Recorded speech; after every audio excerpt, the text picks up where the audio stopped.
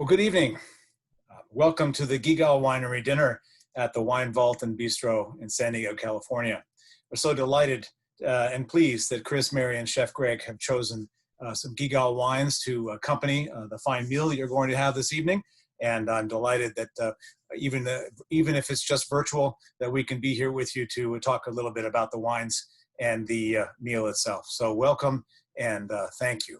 My name is Patrick Will, and I'll be your host this evening. We were hoping, as I think you know, to have a video from Philippe Guigal to accompany the meal and the wines.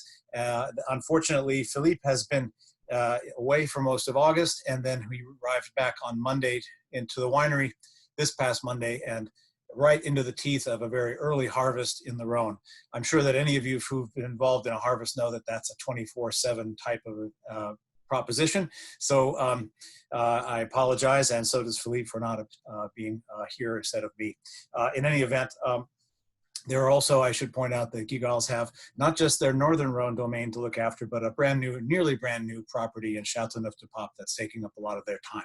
So without any further ado, I want to say that I did speak to Philippe ever so briefly this week. He does send his greetings as well as his apologies, and he hopes that the wines will tell the story adequately in his absence, and with a little help from me to move things along and show you some nice images and vineyard pictures so we can orient ourselves and be a little more in the moment with the wines themselves. Which brings me to the one point. We're not able to broadcast from the Guigal cellars, unfortunately, but we are able to broadcast from a cellar with a fair amount of Guigal on hand. So if we run out of wine, we'll have some to spare, I hope. In any event, it does bring me to the question of what I'm doing here. As Patrick Will, I am the Vice President of Vintus LLC, and we are the American importing company for Guigal wines, and we have been for 10 years.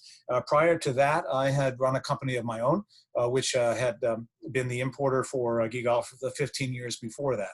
So I've had essentially nearly a quarter of a century of working with the winery, the family, the vineyards, and the wines, and I have some perspective, I think, which would be hopefully be interesting and useful that I can add as commentary through the evening.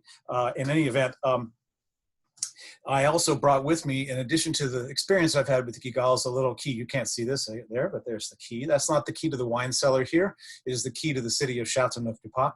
I was indoctrinated into the Chansonnerie-du-Pape back in 2008. That's the Brotherhood of Châteauneuf-du-Pape, which is just a testament to, it honors people who've had a long association with the appellation and with the producers there. So an honor for me and an honor for me to be able to address you this evening. What we're going to do, I'm going to give you a little background on the Rhône, which will be review. I'm sure for most of you, I'm sure you've all been there at some point or another. I'm hoping so. If not, I highly recommend, when things loosen up a little bit, that you take a trip to the Rhône Valley. Both the southern Rhône and the northern Rhône are beautiful in their own different ways, and they are very welcoming as well. And the wines are, well, you know that already, how wonderful the wines are, and you're going to experience that again this evening. But I'd like to review that, and then a little bit of family review for Guigal, a little bit of a background on the family history there. It's a wonderful property, the wonderful company, and a wonderful story. And they have it is unlike so many wineries, certainly in California, but also around the world. It is a closely family-held, multi-generational winery that has become essentially a world icon in wine. So it's a wonderful story to tell, and we'll get into that in just a moment. Then we'll talk about the wines, and three wonderful wines chosen tonight by Chef Greg and Mary and Chris, and I will go into each of those in some detail. I wish we had room for questions, but there certainly can be at a future date, hopefully in person, when this is all resolved and over. So let me do a little bit of sleight of hand here. What I'm doing is a Zoom presentation for you, and I have a little PowerPoint that I'm going to project in the background. So you'll see a little picture of me in the corner.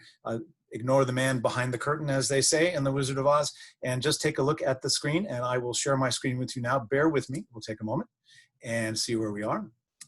There, and share. And this is all part of the learning process for somebody my age in the new virtual business, but here we are. So talking a little bit about, we're going to be focusing on the wines of Guigal. This is, that refers to établissement, establishments, Guigal, that's where the name comes from. But oddly enough, the founder of the company was Etienne Guigal, so many people think that E stands for Etienne. It could equally as well. Moving on, again, I do want to thank, again, Chris, Mary, and Chef Greg at Wine Vault and Bistro for this wonderful opportunity. You're looking in the background there at a vineyard in the northern Rhône called La Turque, and I hope that some of you have a chance to, have had a chance or may have a chance to try that wine. It's one of the great wines of the world, a Côte Rôtie, and we'll get into more about the wines in a few minutes. Tonight, we're going to have a wonderful dinner. As I mentioned, the menu is spectacular. I'll go through that in detail with the wine pairings. The wines will be from both the northern and the southern Rhône Valley.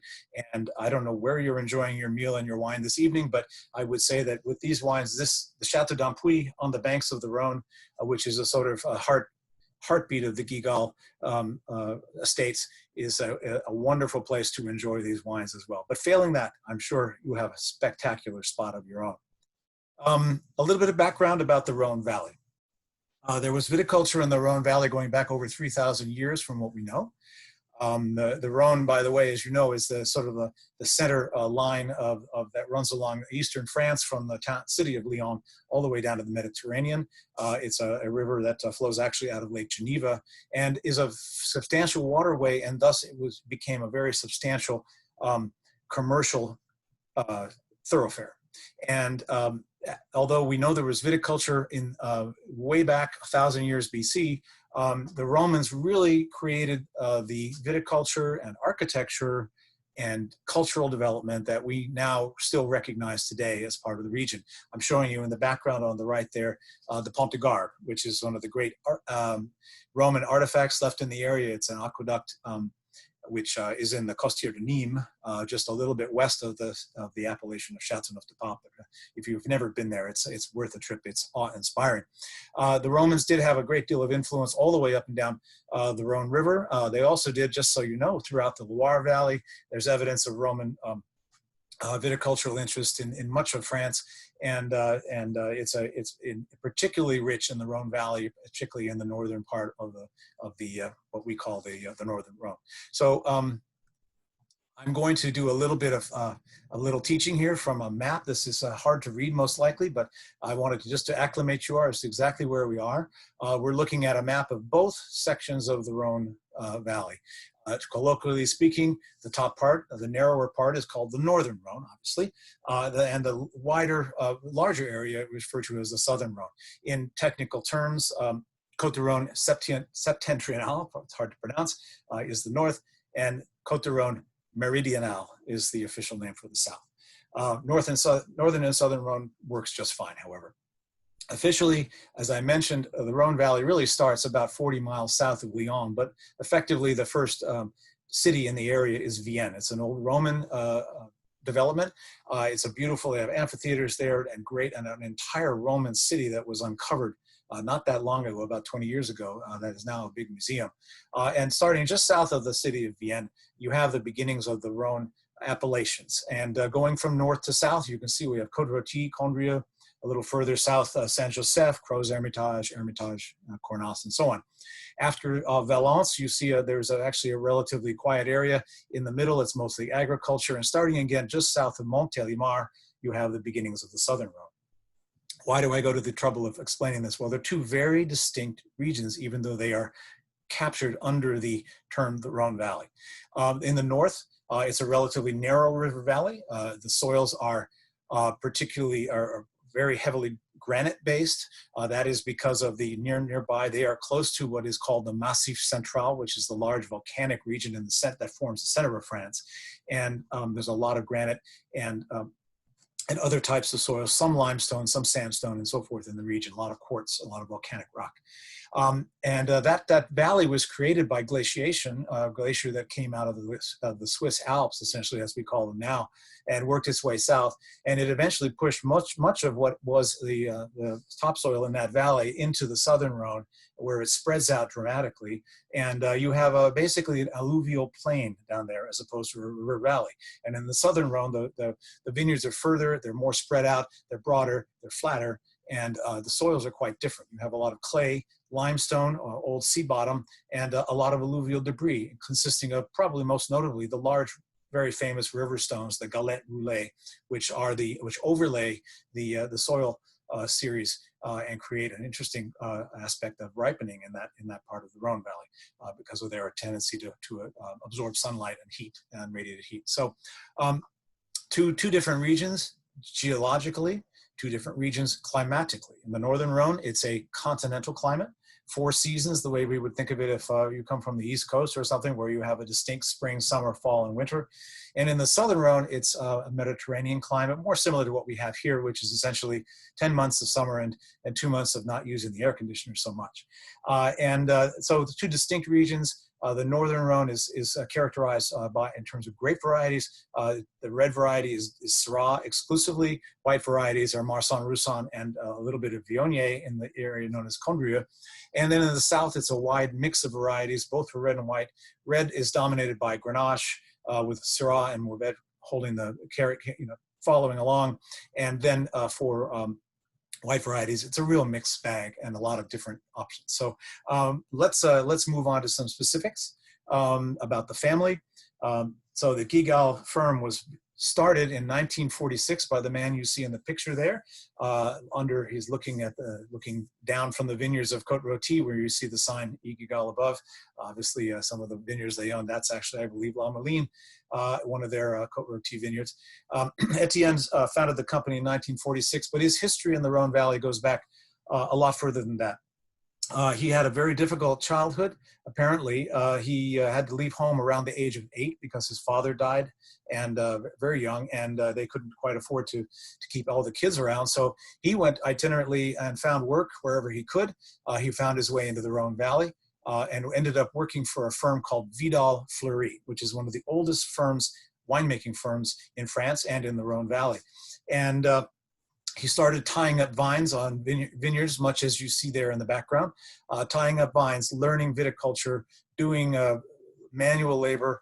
Eventually, he worked his way into the cellar at Vidal Fleury, and then worked his way up to become cellar master, and eventually general manager of the operation. So obviously, a man with a great deal of motivation and intent. He then after World War II decided that he had enough experience both viticulturally and enologically that he wanted to start his own company, and he founded Guigal in 1946 in the town of Ampuis. And we first saw on the map the appellation of Côtes Rôties, and the center piece of that appellation is the little town of Ampuis. Sits at the foot of the very steep vineyards, some of which you see right there in the picture, and that is still the home base for the Guigal firm. Now, the cellars were not a lot to speak of in the beginning. It was just this one cellar, which still exists at Guigal.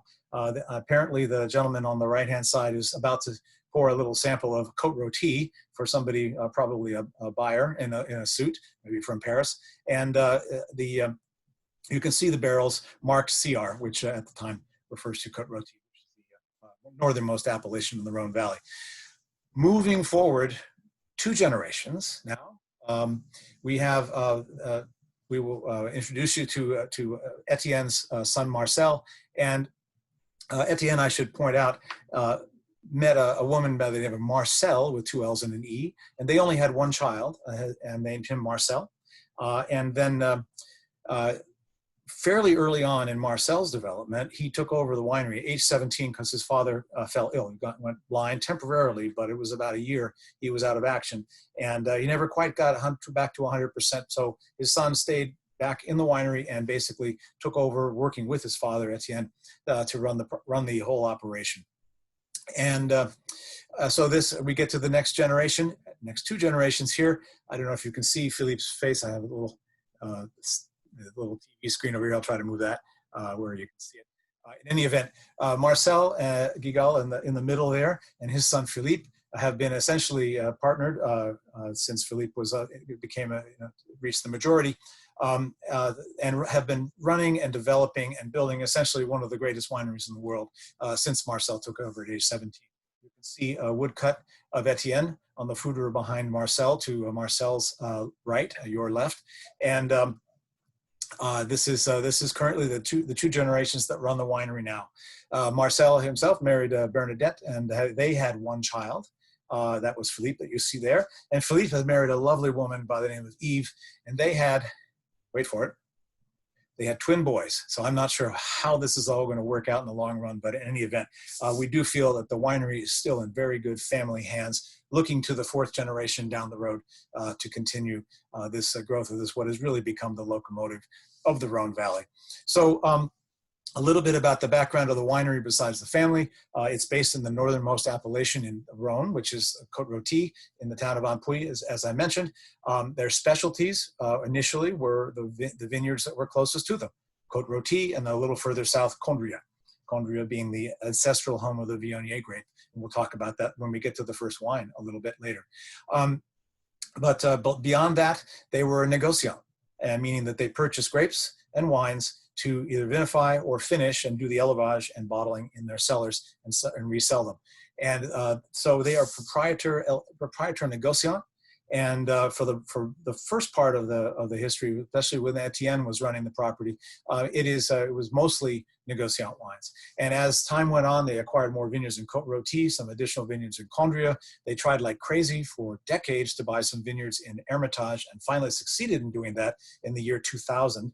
And then they've acquired vineyards in Saint Joseph and Crozes Hermitage and so on to complement their initial holdings in Côtes and Condrieu. And then, as I mentioned about 3 years ago, they purchased the Domaine de Nalis, now Château de Nalis in Châteauneuf-du-Pape. That will be the subject for an entire other dinner, I hope someday, a beautiful property which the Guigals are just beginning to get to know and to fall in love with. So something for later. So let's, and just another last little flash forward here. This is the modern barrel room. This was one to now 3 barrel rooms in the winery. They've spared no expense as far as putting this together. That is a marble floor, and underneath that floor are vibration isolators. The TGV, the Très Grande Vitesse train, runs not too far behind the winery and can create some vibration. And so to keep the wines resting comfortably, they've actually put in vibration isolation under the entire floor of this beautiful cellar. And the barrels, by the way, they are all made in-house. The Guigals decided they didn't like the quality of barrels they were able to get, and so they actually hired a cooper, built a cooperage, and they make the 800 or so barrels each year that they need for their vinification élevage. Tonight's wines. So we have 3 lovely wines on tap for you tonight. 3 from the southern Rhône, the Mediterranean climate, and 2 from the southern Rhône, pardon me, 3 altogether, and 1 from the northern Rhône. So without any delay, while I'm still thinking about it, Côte de Rhône Blanc will be the first wine of the evening. This has become a specialty of the Guigal family, and I'll explain why. As you probably know, the Rhône Valley is known for red wine. Rosé is important, but red is by far the largest percentage of the production of the Rhône Valley. White wine is even less important than rosé in many ways. But the whites from the Rhône are wonderful, and they're specifically wonderful with food. But Marcel, when he was beginning to he made a red Côte de Rhône and a rosé Côte de Rhône, and started to make a white Côte de Rhône, but it was never quite what he wanted. It was based on Grenache Blanc and some other varieties, and he felt really that could be made better. And being so close to Condrieu in the north, where the Viognier grape has essentially its ancestral home, he thought, wouldn't it be wonderful if I could find Viognier in the southern Rhône and buy some of those wines? So Condrieu, of course, you can't put that in an inexpensive Côte de Rhône, too expensive. But he began to talk to growers and get them to, he got a number of them to actually start planting Viognier in their vineyards alongside Grenache Blanc and Beurre Blanc and so forth. And it began to really take off. And he began to make this wine, which initially, as I said, was based on Grenache Blanc, and more over the years, it's become based on Viognier. And it's totally changed the character of this wine, whereas most Côte de Rhône Blancs they're nice, they can be a little dull, they're not terribly aromatic. This is rich, aromatically just enthralling, And as I think you see, if you swirl it in the glass a little bit, and very soft and pleasing, with a nice little bite of acidity in the finish. But for a Southern Rhône white, again, this is really quite outstanding. And it was Guigal that first pioneered this the blend. It's about 60%. I'll show you the exact blend. 60% Viognier, and the balance of the suspects, Roussanne, Claret, Bourbon, and Grenache Blanc, bringing up the rear instead of being the featured grape variety, are the cast of characters in this wine you have. And so I want to talk a little bit about this wine with food. Tonight, my perfect pairing for this wine, aside from maybe an ice bucket and a swimming pool, is scallops. Why? Because the sweetness, and not real sweetness, but the sort of fruit sweetness in the wine is a perfect pairing with the sweet seafood flavors of the scallops. And the aromatic character of the Viognier really pops in the context of this, both just out of the glass and also on the palate with scallops. And then I noticed that there's little caramelized corn adding to the beautiful sweetness, and that should meld beautifully with the Viognier component. And then pancetta ham giving it a little structure, the dish a little structure, which again will be offset a little bit by the little bit of acidity in the finish of this wine. So if I had to dream up my perfect pairing for this wine, it's that. Let's move along, if you would, to the beginning of the red wines. And here we have a Gigondas Rouge. They do make rosé in the appellation of Gigondas. And now we are firmly still in the Southern Rhône, but this is a very typical, this is a cru of the Southern Rhône. This is more what you would expect from this region. Grenache based with about 20% Syrah and 10% Mourvèdre. Gigondas is an appellation just to the northeast of Châteauneuf-du-Pape, which Châteauneuf-du-Pape itself is the largest appellation in the Rhône Valley. Totally, and it is the largest by far in the Southern Rhône, dominating it. But to the northeast is Gigondas, and the same grape varieties are in play as are at Châteauneuf. It's a blend, as I mentioned. Grenache, Syrah, Mourvèdre playing the main roles here, and with Gigondas, though, you would say, well, same grape varieties, sort of the same area. Why would it be different than Châteauneuf-du-Pape? Why was it given its own appellation? Well, the soils are very different and the climate's very different there compared to Châteauneuf-du-Pape. Châteauneuf tends to be, as I mentioned, some deep clay soils, a lot of galets and river stones as they are known, and a lot of richness, a lot of ripeness because of the climatic aspect. Here in Gigondas, and what you're looking at is the extinct volcano, which has decomposed to a large extent. It's called Les Dentelles de Montmirail, the sort of the teeth of Mount Mirail. And this is what you're seeing is the remaining volcanic cone, the center cone of the volcano. All the surrounding rock has eroded, and it forms the vineyards below that. And you have a group of terraces going down from essentially the center of that cone all the way down to the floor and on the valley floor. And the soils are rather different. There's a lot of volcanic rock. There's some mixed limestone and scree and other things. And it gives a much more sort of a nervous character to the Grenache compared to the Grenache that's grown in Châteauneuf-du-Pape. So you have a wine which is a little more lively, even though it's rich. You have a wine that's a little more exotic, even though it's the same grape variety as the Châteauneuf-du-Pape. And it's also a little bit rare, hard to find, because Gigondas is not a very large appellation. And the Guigals make this really taking a hands-off approach.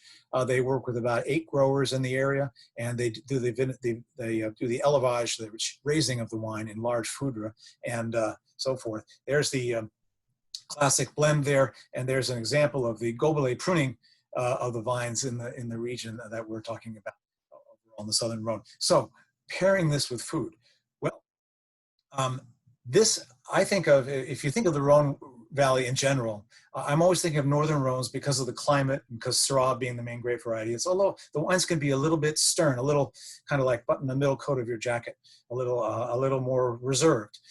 In the Southern Rhone, particularly in Châteauneuf-du-Pape, but also in Gigondas, the wines are a little more what I call below the neck. They're not quite as much wine to think about as they are wines to simply roll around in and enjoy. Wines of pleasure, comfort food wines, if you will. And I love serving Gigondas, whether it's young or whether it has some age, with dishes that have some spice, that have some complexity, that have a number of different ingredients as opposed to a steak, a filet mignon, something like this. And tonight, Chef Greg has prepared for us an andouille sausage and chicken. I'm looking at it on the page here, smoked chicken gumbo, which ought to be perfect with this pairing. And then added to that, roasted squash has with quinoa, peppers, onions, olives, sun-dried tomatoes, and on with herb parmesan breadcrumbs. This is ideal for this wine. And because of the complexity of the flavors, you have the complexity of the wine with 3 grape varieties that are informing it. In addition, the soil characteristic will give you, as I said, the smokiness and a kind of sauvage kind of character, which is going to mesh beautifully with the andouille sausage and the spice. You'll have a little heat from the dish, a little heat from the wine. What a great combination! I wish I could experience it with you right now. In any event, and I would point out one last thing. I have had the pleasure in the last couple of months of opening a vintage 2000 and a vintage 1998 Gigondas from Guigal, and I will tell you that as good as they are young, and the 2016 vintage is delightful right now, they do age beautifully, and that's because of the structure added by the Syrah and Mourvedre in the wines. So moving to the last wine of the evening, we move firmly back into the Northern Rhône. And as I said before, we don't have a lot of pictures of it, but this is an example of the type of hillsides you find on the relatively narrow river valley in the Northern Rhône. You're talking about granite terraces here, and terraces that were built as early as 500 BC. Saint-Joseph Rouge. Saint-Joseph is an appellation that's not a household name yet in the United States, but it is a very important appellation in the Northern Rhône. It's actually about to become the 2nd largest appellation in the Northern Rhône, overtaking Crozes Hermitage as we speak, and as the largest AOC in the north. And it is basically what you find in the Northern Rhône for grape varieties. The reds are Syrah, and the whites are Marsanne and Roussanne. That's it, too sweet, no argument there. But the interesting thing about this appellation is that it's not just one single area like Côte Rôtie, which is where the vineyards are concentrated in a fairly small band, or Hermitage, where it's literally one hillside. But Saint-Joseph is a wonderful parcellated group of vineyards on a series of granite outcroppings, again, coming from the west, from the Massif Central in central France. These granite outcroppings provide the perfect spots for Syrah to grow particularly. And so the appellation, though, it's scattered over 40 miles north to south on the west bank of the river. So, and the best vineyards are down in the town of Tournon and Mauves, 2 little towns down in the southern part of the appellation. You're looking at a vineyard above the city of Tournon it's right across from the Hill of Hermitage, and in Tain-l'Hermitage, and that's fairly typical of the, maybe a little steeper than most, but fairly typical of the vineyards in the area. Here's another typical look, a classic terraced Northern Rhône vineyard. This is a Saint-Joseph vineyard, but these are the kind of terraces that were built 2,500, 2,400 years ago by the Romans. Obviously, there weren't a lot of brilliant surveyors available at the time, otherwise the terraces might have been a little more even, but there we are. Hard to work. Still extremely difficult to work. Everything has to be worked by hand. This Syrah coming off of these vineyards is, to me, it's kind of amazing that they can make wines for even a price we can afford at all on those types of challenging slopes. But in any case, I always look at something simpler with Northern Rhône wines. Côte Rôtie or Hermitage or Saint-Joseph can often get lost in a dish like the one Chef Greg made just before. I think I look for simpler. I like pepper in the dish because it is a Syrah tends to have a white pepper component in the nose. Also, it has a natural sort of raspberry and smoky character in the on the palate. That's because of the granitic soils, we think, the granitic soils on which these vines are grown. And tonight, voila, we have a very simple steak au poivre, pepper steak, and this should be a magnificent way to show off this wine. With the Saint-Joseph that you have in your glass, I strongly recommend, please swirl it. Give it a chance to open up. It's a 16, which is a wonderfully expressive classic vintage in the Northern Rhône with very nice balancing acidity and soft round tannins, but plenty of structure. But give it a chance to open up, and this will just unfold in front of you with a dish like pepper steak or steak au poivre. It should be a magnificent blend, a magnificent match. And in any event, I wish you a wonderful dinner. We want to thank you again, Chris, Mary, and Greg at Wine Vault and Bistro. Thank you very much for thinking of us. Thank you very much for featuring Guigal. And I hope that we're going to have an opportunity to have Philippe and some other folks from Guigal send you a video very soon for yet another event down the road. But in the meantime, santé. I'm going to show you my glass of rosé, which got me into the mood to do this video tonight. And I hope everybody enjoys this. Thank you again from the bottom of our hearts. I'm going to leave you with a beautiful shot of the Chateau d'Ampuis from across the Rhône. You're going to enjoy that for a moment, and I'm going to sign off.